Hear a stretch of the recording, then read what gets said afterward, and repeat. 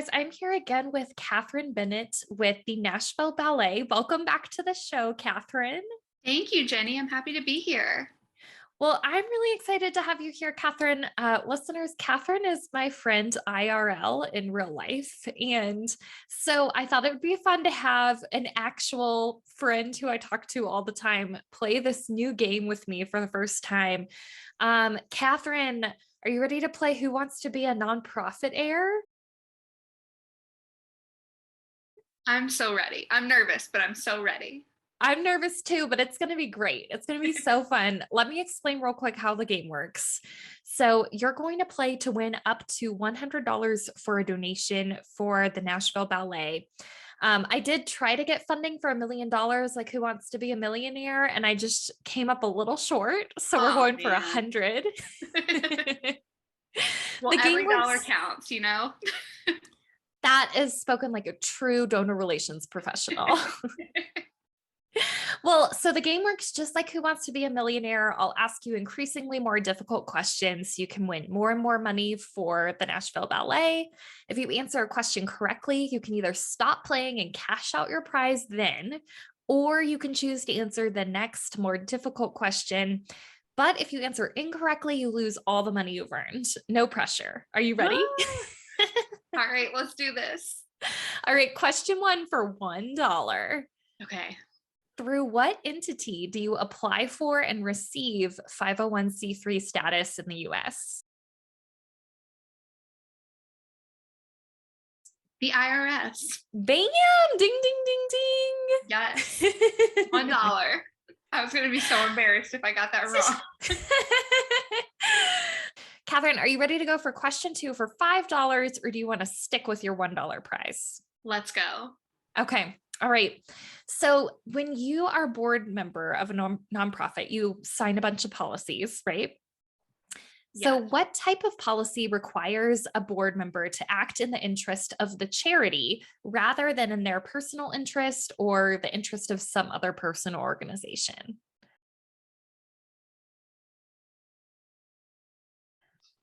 Is this a conflict of interest policy? Yes. No. Is that not the... No, that's it. It's correct. Great job. Yay. There's $5. $5. So there's another term for that. It's called duty of loyalty, where basically you're just saying that you have loyalty to the organization. That's one of the three main duties of a board member. All right.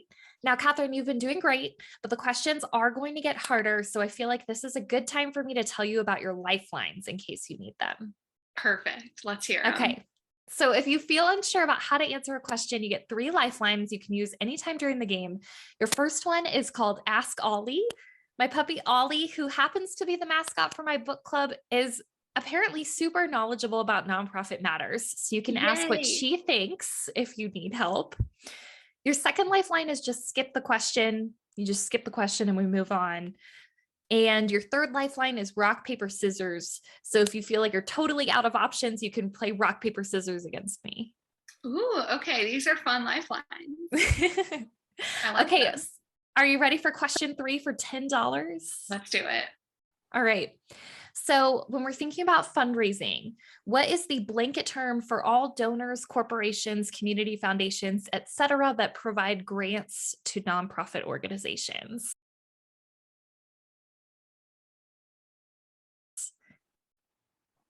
That provide grants to nonprofit organizations? Yes. Don't overthink it. It's just question 3. So just anyone who gives grant money, what do you call them? A grant maker? Yes. Is that it? Yeah. I also would have accepted funder or grantor. Funder. Okay, there we go. Yeah. Yeah. I feel like that was like the one that was on the tip of my tongue that I wasn't getting. Of course, of course. And fun fact for you guys, if you don't remember a past episode with Kathryn Bennett, she was previously on the podcast when she worked for the Community Foundation of Middle Tennessee. So when I was a funder. Right. So I'll include a link for listeners in the episode description of this podcast, so you can go back and listen to those old episodes with Kathryn. Yay. All right, Kathryn, are you ready for question 4 for $20, or do you want to stop and cash out at 10? Ooh, I'm sweating, but I think I should keep going. Okay. All right. So we're going to stick with talking about grants or even just regular monetary gifts. So what do you call a grant or a gift made with the specification that the amount donated must be matched on a 1-for-1 basis or according to some other formula?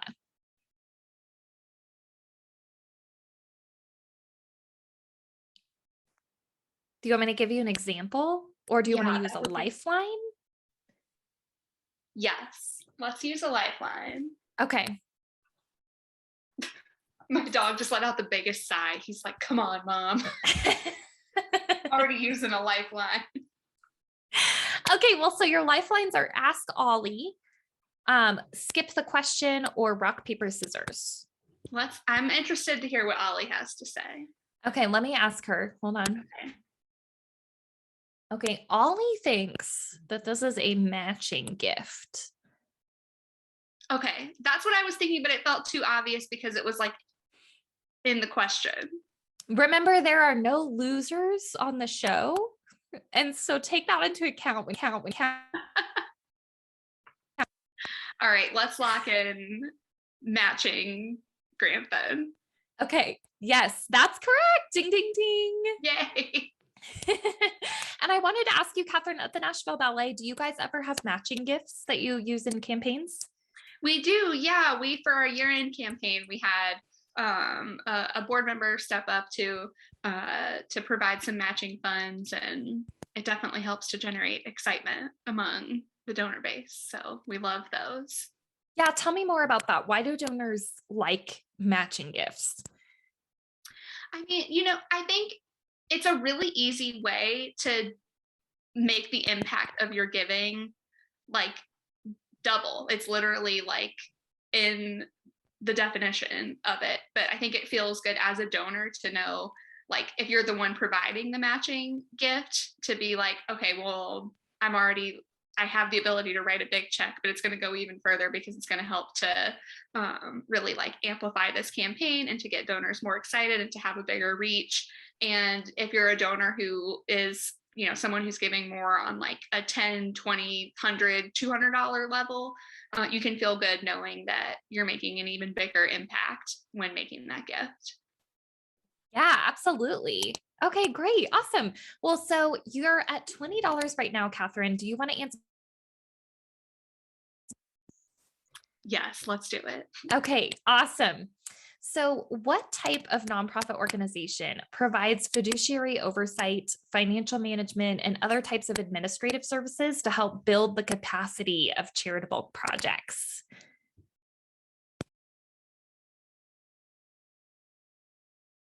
It's when you have a fiscal sponsor? Like yes! Yes. Is there another term that you're looking for that? No. Just a fiscal sponsor? Okay. Okay, so this is something I get a lot of people who email me because of the podcast, and they are like, hey, I want to start a nonprofit. This is this project I'm doing. For example, I am helping bring meals to seniors during the pandemic who don't feel safe going to the grocery store, and I want to start a nonprofit. And I always tell them to start with a fiscal sponsor, especially if it's like a specific program that they're operating, like this senior feeding or whatever, because then you don't have to go through the trouble of actually starting a 501c3 and getting a board together and worrying about like audits and all of that. All you have to do is just the program you want to do. And then your fiscal sponsor takes care of the fiduciary oversight and all those administrative pieces. Yeah, because the overhead piece can sometimes be like the trickiest piece, especially when you're first starting out. And a fiscal sponsor can also kind of act like almost like a mentor. Kind of showing you the ropes, teaching you the ways, providing an example of the type of organization that you could be when you grow. So I love that advice. Well, so Kathryn, you just earned $35. Oh my gosh. Oh my goodness. Racking up the big ones. Yes. So do you want to stick with $35 or do you want to answer question 6 for $50? Give me question 6. Let's do it. All right. I know you're going to rock this one. What do you call a type of fund where the fund beneficiaries are specified by the donors?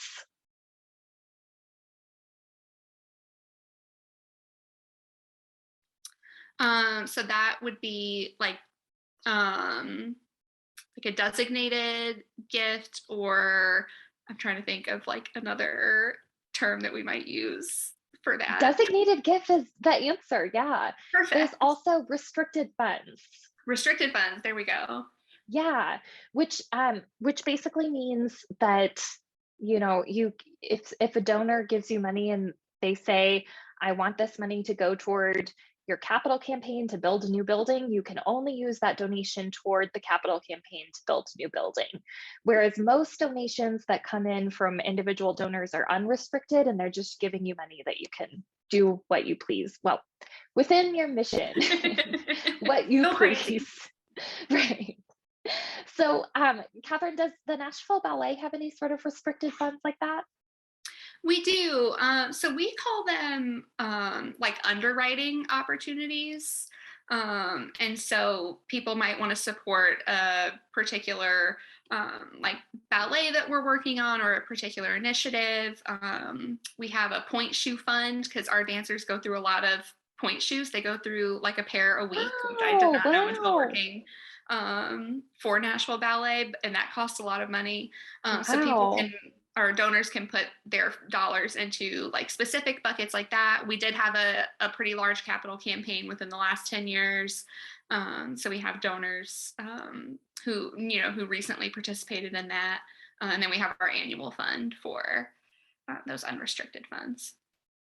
Yeah. And I know a lot of fundraisers really try to push to getting unrestricted funds. They don't really want to be fundraising for restricted funds.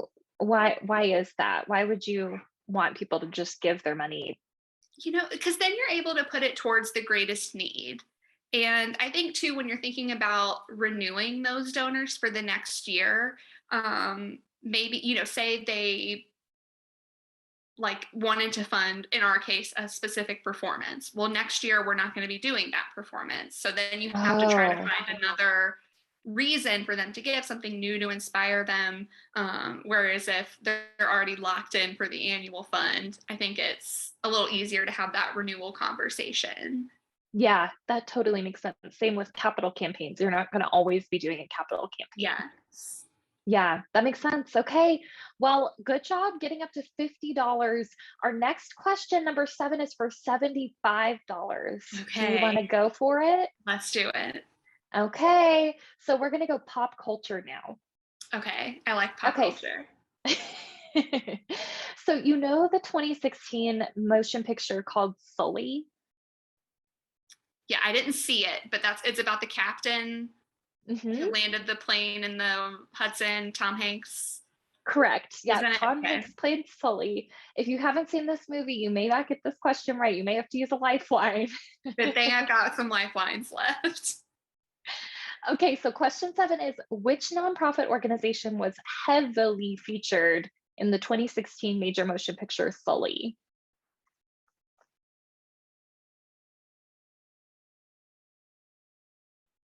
I have no idea. I would love to be able to just like guess and get lucky and get it right. But I have no idea. So can I use a lifeline? Yes. Would you like to use skip the question or rock, paper, scissors? Can I skip this one? Yeah. But I would love to know the answer. Yes, it's the American Red Cross. You can see them all over that movie. That makes sense. Disaster relief. Right. All right, so you're at $75. Do you want to do the big $100 question? Yeah. And potentially lose it all? I still have a lifeline left, so I feel good about going in for this $100 question. Okay, another pop culture question. So Scarlett Johansson and Saturday Night Live comedian Colin Jost got married last year, and they brought immediate attention to a nonprofit by allowing that nonprofit to announce their nuptials via Instagram. Which nonprofit made the happy couple's wedding announcement? Oh my gosh.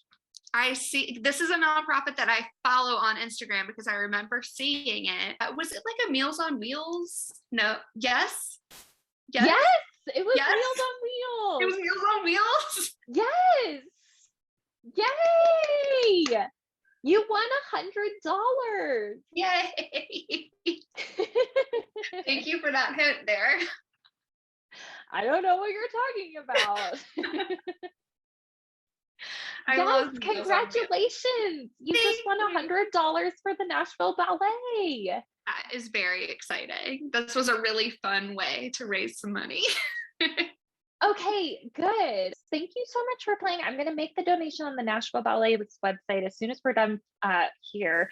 And listeners, if you want to play Who Wants to Be a Nonprofitaire or Nonprofit Trivia, or you want to nominate someone else on your team to play, go to nonprofitjenny.com/nominate. That's nonprofitjenni.com/nominate. And Kathryn, I have a surprise for you. I actually have a bonus gift for you too. What? Yes. Okay, it is my next book club box. Oh my gosh, I loved the first book club box. So for listeners who don't know, I host a book club for nonprofit leaders, and Kathryn is part of the book club. It's called the Overhead Book Club because my book right here. Yes.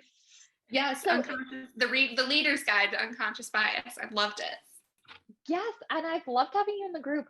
Kathryn, have I told you the story of why I called it the Overhead Book Club? I don't know that you have.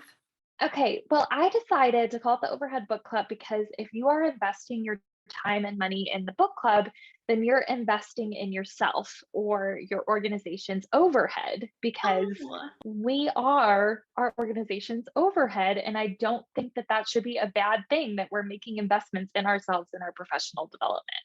That is really clever. I love that.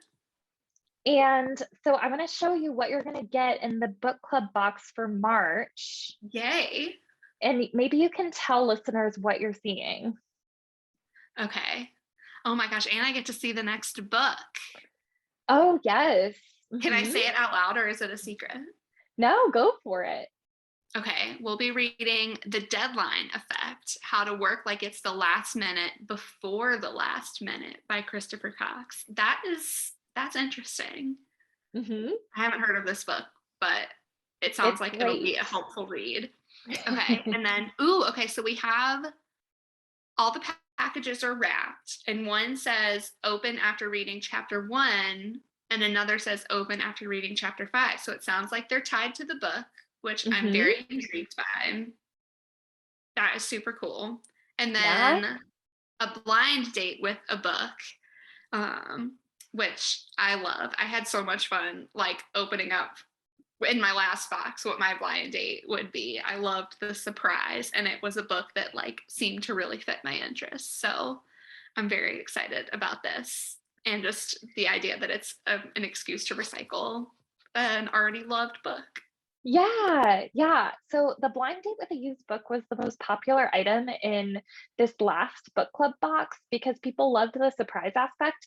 So I thought it would be fun to make all of the items in the box the surprise this time, except for the book that we're going to read for the next book club. So so the items go along with different parts of the book as you're reading through it. And then there's also going to be some fun new bonus activities to do as you're reading the book. That is so cool. I'm excited. Yay! Well, listeners, if you want to join the book club or order your Overhead Book Club box, you can go to nonprofitjenny.com/book club. That's nonprofitjenny.com/book club. And you can join people like Kathryn who are in the book club and make it great. You should do it. It's a great book club. Thank you. Well, thank you so much for being here, Kathryn. Congratulations on your prizes. Thank you, Jenny. You're so generous. I'm excited to have been a part of this today.